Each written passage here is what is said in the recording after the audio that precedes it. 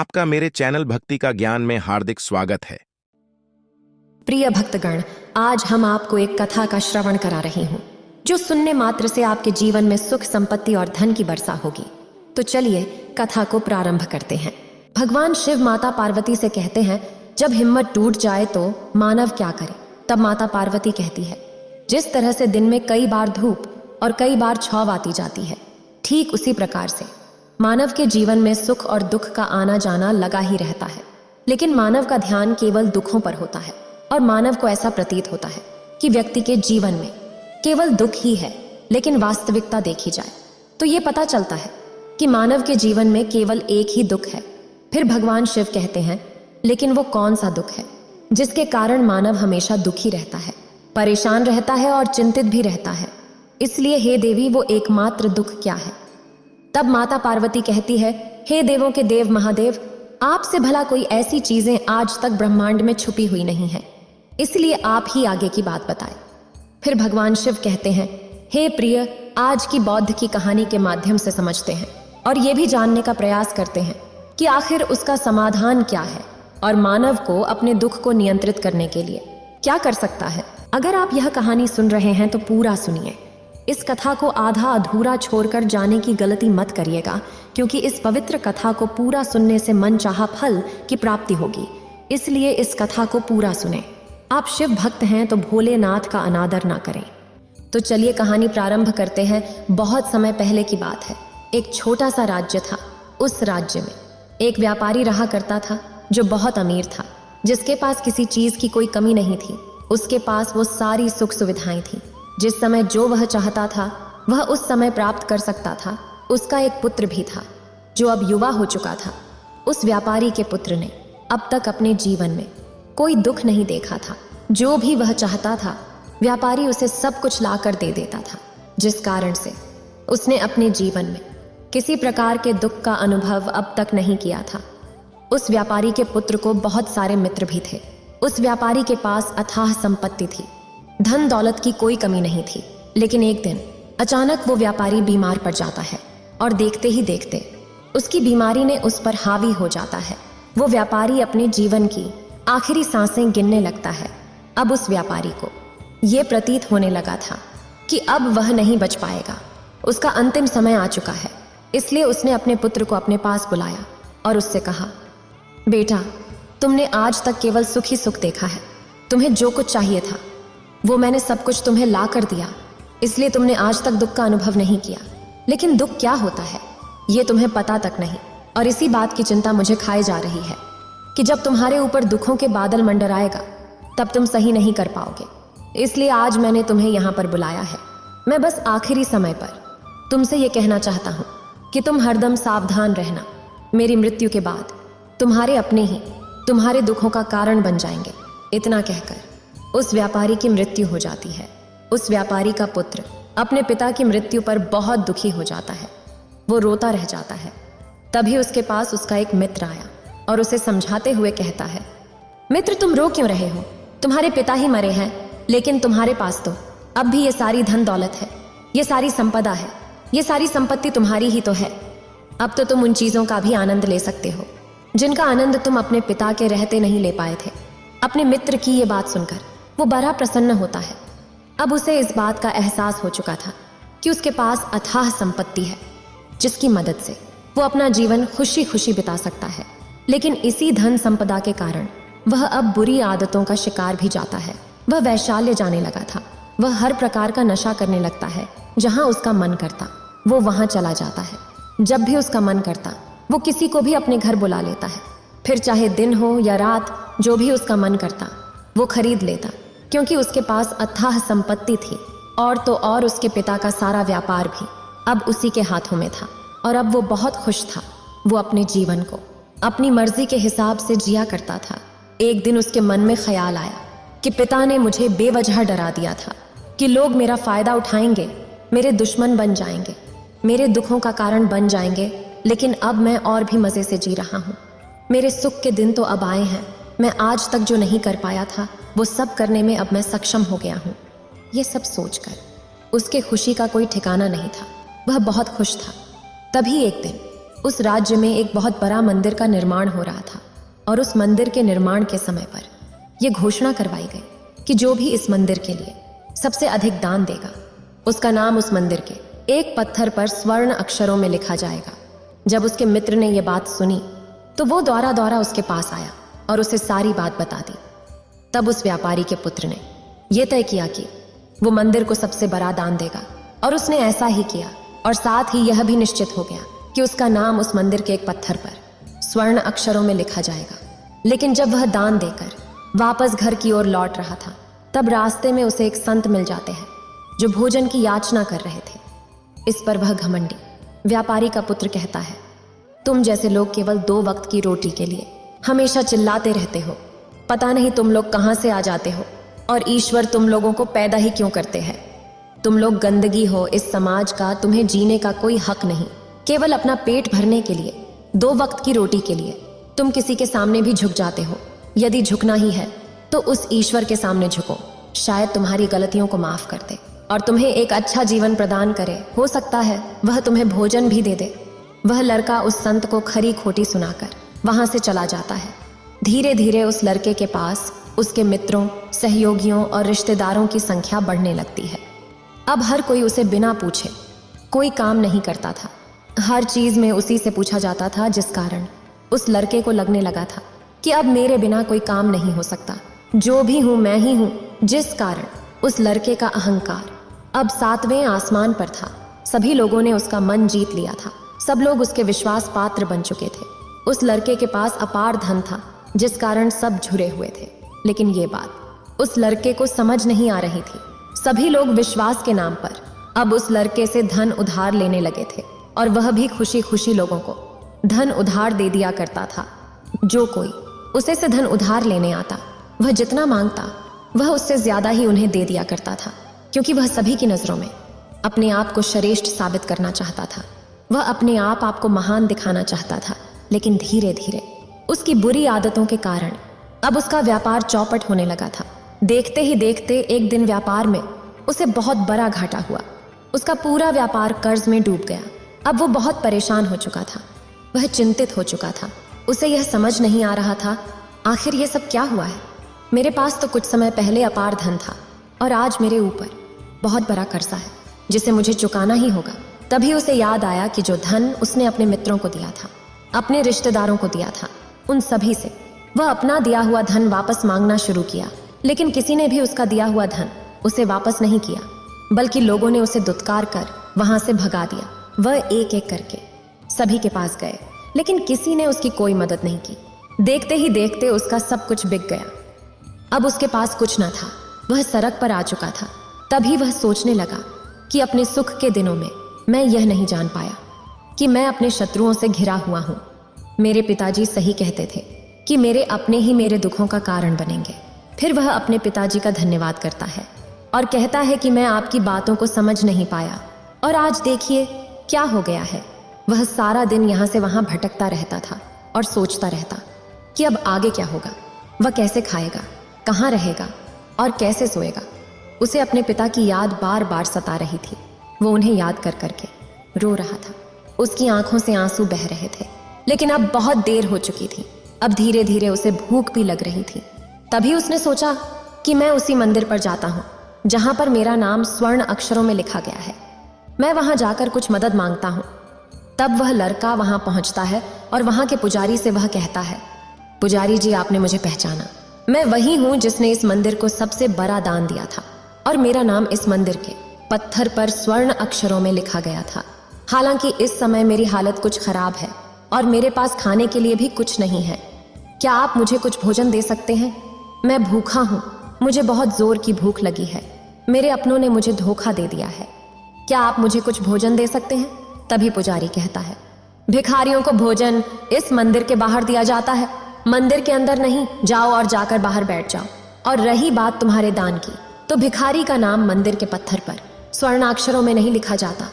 पुजारी ने तुरंत ही उस लड़के का नाम मंदिर के उस पत्थर पर से हटवा दिया और फिर एक बार घोषणा करवा दी कि मंदिर को जो सबसे बड़ा दान देगा उसका नाम इस मंदिर के पत्थर पर स्वर्ण अक्षरों में लिखा जाएगा। यह सब देखकर वह लड़का का बड़ा हैरान था, बड़े अचरज में था।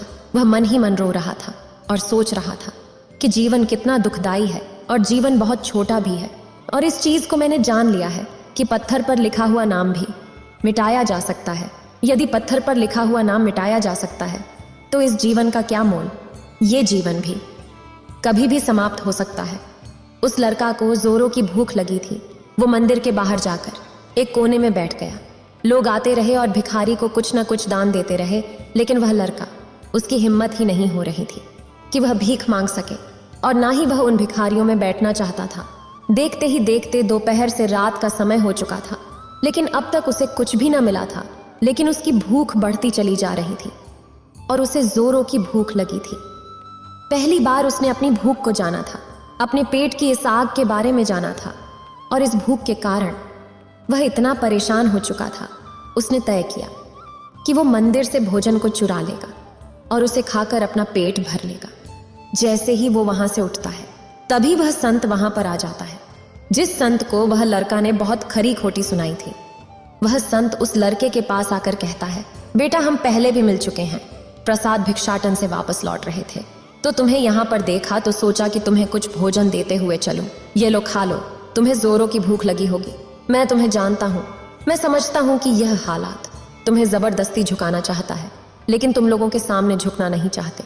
अगर तुम लोगों के सामने झुकोगे ही नहीं तो तुम्हें भोजन भी नहीं मिलेगा। आज तो मैंने तुम्हें भोजन दे दिया है जिसे तुम्हारी भूख मिट जाएगी, लेकिन ये भूख रोज लगेगी। ये पेट की आग कभी नहीं मिटती। ये एक ऐसी बीमारी है जिसका कोई इलाज नहीं। भूख से बड़ी बीमारी इस दुनिया में कोई है ही नहीं। इस पर वो लड़का संत से कहता है, जब मेरे पास धन था, दौलत थी, अथाह संपत्ति थी, तो मेरे पीछे मेरे मित्रों की, सहयोगी की, रिश्तेदारों की कतार लगी रहती थी। सभी लोग मेरे शुभ चिंतक थे। जैसे मेरे ऊपर दुख आते ही वो सब पलट गए। वो सब अब मेरे शत्रु बन गए हैं। लेकिन मैंने जिसे इतनी खरी खोटी सुनाई थी वही मेरे दुख में मेरा सहयोगी बना है। तो मेरे इस दुख में मेरे पहले मित्र हो, मेरे पहले रिश्तेदार हो, जिसने मुझ पर दया की है। मैं तो अपने आप को बहुत बड़ा समझता था, लेकिन देखो इस वक्त की मार ने मुझे कहां से कहां पहुंचा दिया है। आज मैं इस बात को अच्छी तरह समझ चुका हूं कि धन से बड़ा कोई मित्र नहीं। इतना कहकर उस लड़के ने भोजन किया और उसने पहली बार भोजन के सुख का आनंद उठाया। उसके हाथ कांप रहे थे।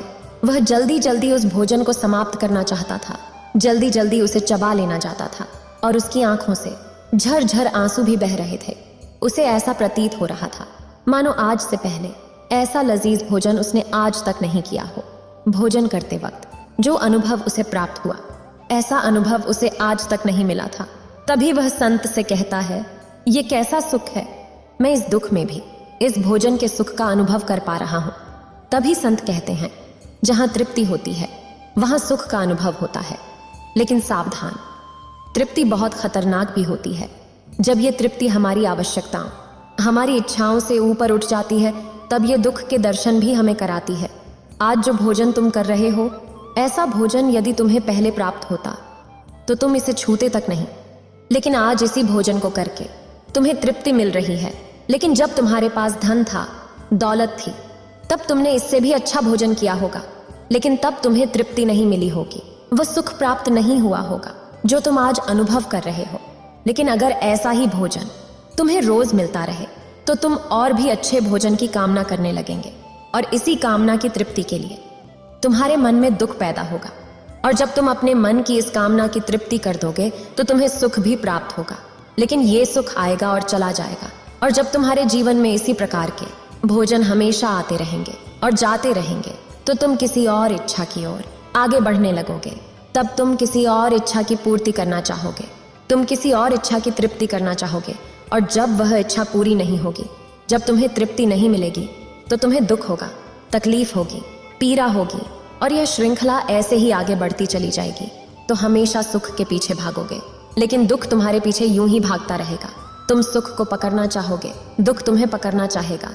इसी प्रकार ये प्रक्रिया यूं ही निरंतर चलती रहेगी। तभी संत अपने थैले में से एक सोने की थैली निकालकर उस लड़के के हाथ पर रख देता है। तभी वो लड़का उस संत से कहता है, हे महाराज, आपके पास इतना धन कहाँ से आया? आप तो एक वैरागी है। तभी वह संत उस लड़के से कहता है, ये धन तुम्हारा ही है। उस दिन जब तुम मुझे खरी खोटी सुनाकर अपने घर की ओर आगे बढ़ रहे थे, तभी तुम्हारी जेब से ये सोने के सिक्कों से भरा हुआ थैला नीचे गिर पड़ा और मैंने इसे उठाकर अपने पास रख लिया, ये सोचकर कि जब तुम मुझे मिलोगे तब मैं इसे तुम्हें लौटा दूंगा।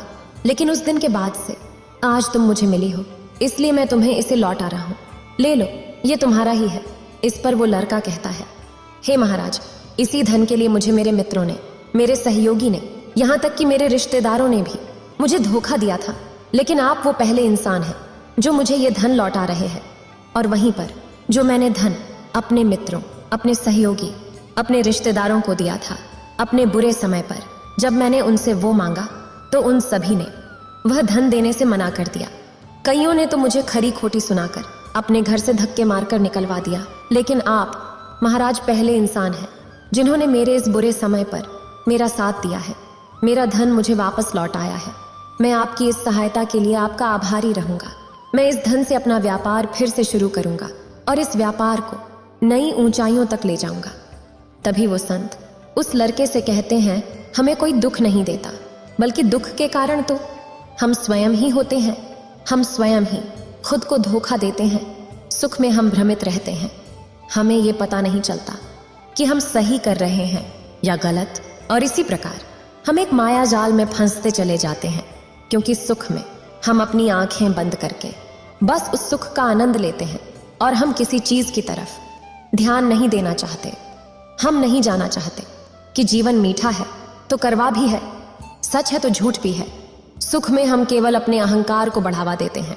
तब इस पर वह लड़का कहता है, आप ठीक कहते हैं, जब मेरे पास धन दौलत थी, अथाह संपत्ति थी, तब मैं अंधा हो चुका था। मैं किसी चीज पर ध्यान नहीं देता था। मैंने अपने इन दोनों हाथों से धन लुटाया है, और आज जब वो मेरे पास नहीं है तब मुझे उसके जाने का एहसास हो रहा है। और अब मैं इस धन के लिए दुखों से जूझ रहा हूँ। तब जाकर मेरी आंखें खुली हैं। तभी मैं ये भी जान पाया कि कौन मेरे साथ है और कौन मेरे खिलाफ। और ये जो ज्ञान दुख द्वारा मुझे प्राप्त हुआ है, ये ज्ञान मैं हमेशा अपने साथ रखूंगा, अपने सुख में भी अब अपनी आंखें खुली रखूंगा। फिर संत कहते हैं, मानव शरीर में बहुत ऊर्जा है, बहुत शक्ति है, पर हम उन्हें बेकार की चीजों में यूं ही व्यर्थ कर देते हैं, बेकार के कामों में लगा देते हैं, जिससे हमारा पूरा जीवन यूं ही व्यर्थ हो जाता है। हम में से अधिकांश लोग हमेशा अपने आप को कोसते रहते हैं, उस ईश्वर को यह दोष देते रहते हैं कि आखिर मैं इतना दुखी क्यों हूं। और हम में से अधिकांश लोगों के मन में यह सवाल तो उठता ही रहता है, पर इसका जवाब बड़ा सीधा और सरल है, क्योंकि वो परमात्मा चाहता है कि हम उस दुख का अनुभव करें। वह परमात्मा हमें उस परम सुख तक ले जाना चाहते हैं जहां पर हमें यह पता चल सके कि इंसान के आत्मा का अस्तित्व क्या है, और वो परम आनंद का सुख है। इतना कहकर संत वहां से चला जाता है। फिर भगवान शिव कहते हैं, मानव अपने आप को न पहचान पाना, अपनी शक्तियों को न पहचान पाना, इंसान अपने आप को न जान पाना, अपने आप को इकट्ठा न कर पाना, अपने आप को नियंत्रित न कर पाना। मानव के जीवन में केवल एकमात्र यही दुख है, क्योंकि मानव अपने आप पर कभी ध्यान नहीं देता है, अपने आप को एकत्रित करने का कभी प्रयास तक नहीं करता है। लेकिन इस चीज को न देखकर मानव बाकी के इधर उधर के दुख को देखकर हमेशा चिंतित रहता है, परेशान रहता है, और मानव अपना पूरा ध्यान उन्हीं दुखों पर लगाए रहता है। लेकिन जो वास्तविक दुख है, इस पर मानव का ध्यान कभी जाता ही नहीं। लेकिन वास्तविकता तो यही है कि जब भी मानव अपने जीवन में कोई दुख होता है तो मानव का ध्यान खुद पर होना चाहिए। आखिर दुखी मैं क्यों हूं, मैं क्या हूं, मैं क्यों हूं, मानव को नजर आने लगता है। तब मानव ध्यान की तरफ आगे बढ़ने लगता है। इंसान अपने आप को खोजने की तरफ आगे बढ़ने लगता है। तब मानव के सामने कोई भी समस्या बड़ी नहीं रह जाती। मानव किसी भी बड़ी से बड़ी समस्या का समाधान सरलता पूर्वक कर सकता है। इसलिए इंसान खुद को जाने, खुद को पहचाने, क्योंकि जो शक्ति, जो क्षमता मानव के भीतर है वो किसी और के पास नहीं है। मानव उस परम शक्ति का एक रूप है। मानव अपनी शक्ति को पहचाने, आप कौन हैं, क्या हैं, उसके बाद मानव के सामने किसी प्रकार का भी दुख टिक नहीं पाएगा और हर परिस्थिति में खुश रहना सीख जाएगा। इतना कहकर भगवान शिव इस कहानी को समाप्त करते हैं। अगर आपको ये वीडियो अच्छी लगी हो तो लाइक करें और शेयर करें, और मेरे चैनल भक्ति का ज्ञान को सब्सक्राइब करें। आपका धन्यवाद।